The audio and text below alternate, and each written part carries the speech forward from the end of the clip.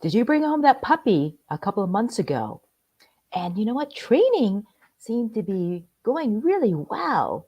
But then recently, you're noticing that your dog has become, as one of my clients called it, a little bratty. Or another client calls their dog the wild child. So, regression in training an adolescent puppy is quite normal. And I'm here to share a couple of suggestions that will help you get through this period. So, my name is Linda Kwan, and I am the owner and trainer at Wow Bow Wow. I specialize in working with pup parents with companion dogs, the family dog. I help pup parents with young dogs, 2 to 4 months old, that they bring home. Or, like in today's topic, the adolescent dog. And that can start maybe 4 or 5 months old, and it can last until about maybe 2 years old, 24 months. Or I also work with the pup parents that brought home a mature dog, whether it's rehomed or a rescue dog or a shelter dog. Now, back to our topic. So, adolescent developmental period is quite a normal thing for your puppy to go through. But for the humans that are not ready for it or were not aware of this stage in their puppy's life, man, this can just throw you off. So during this period, and you know what? It's not forever. They do mature into that wonderful companion. But as another pet parent makes a comment about their puppy going through this stage, is that, darn, if they weren't so cute. But there's a sad side to that. Because of this developmental period and how a puppy can, become difficult to live with, train, you see a lot of dogs in this age group being rehomed or relinquished at shelters, which is very sad. So I really want to help you get through this period with your puppy. So these are my 3 suggestions that will help you get through this. The first one is, during this developmental period, it's nature's way of getting them prepared to leave their family. So, as I mentioned in the beginning, little bratty dog or that wild child, it's a normal stage they're going through.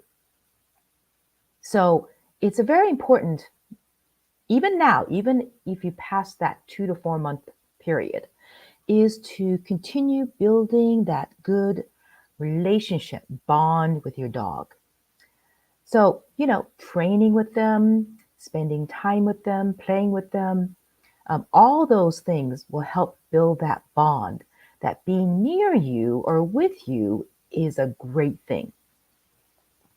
So, on the other side of that coin, in regards to suggestion 2, is that disengagement from environment is a skill set that you need to teach your dog.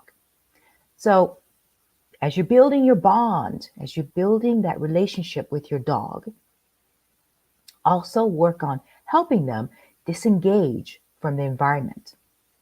Now, if you want suggestions or help with learning these type of games with your dog, give me a holler, DM me, or drop me a comment below, because I have group classes as well as offer private sessions. And, soon I'm thinking of offering a mini course or a workshop in regards to disengagement games, just for your type of situation. The pet parents with the teen dogs that can't seem to disengage from the environment, on their walks. Or recently, maybe they're barking at things in the backyard now, right? Or they're barking at things that walk past the house. Or they're barking and lunging at people that come in the house.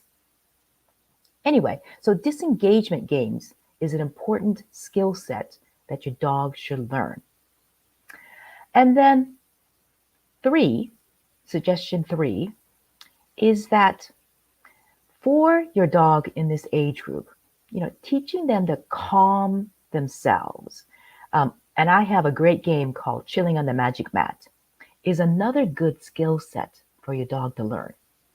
So between those three suggestions, which one of them would be most helpful to you right now? Share with me. Let me know which one of those would be most helpful, so that, I am considering doing a workshop or maybe a mini course. I haven't decided what, specifically focusing on these specific topics. Now, as I mentioned, I do have like the group classes that cover the foundation cues, so the sit downs and stays and all that. And then addressing like walking on leash loosely, not jumping on people, not barking excessively, coming back to you, right? So all those kind of things.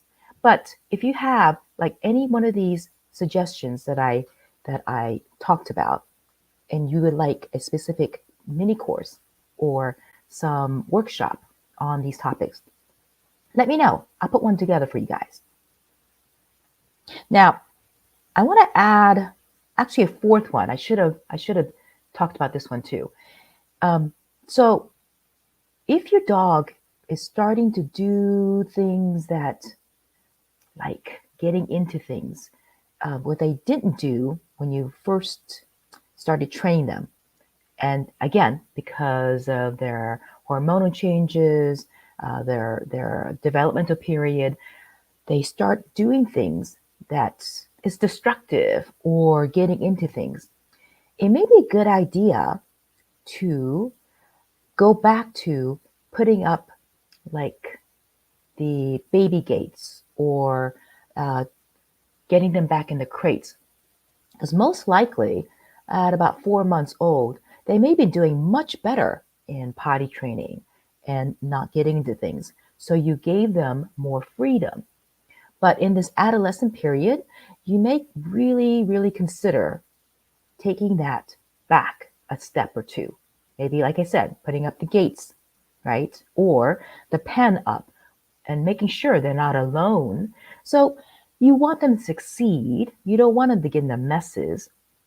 And what you don't want to do is them rehearsing these unwanted behaviors over and over again and instilling these unwanted habits. So I hope you found these tips and suggestions helpful, and I will see you next Tuesday.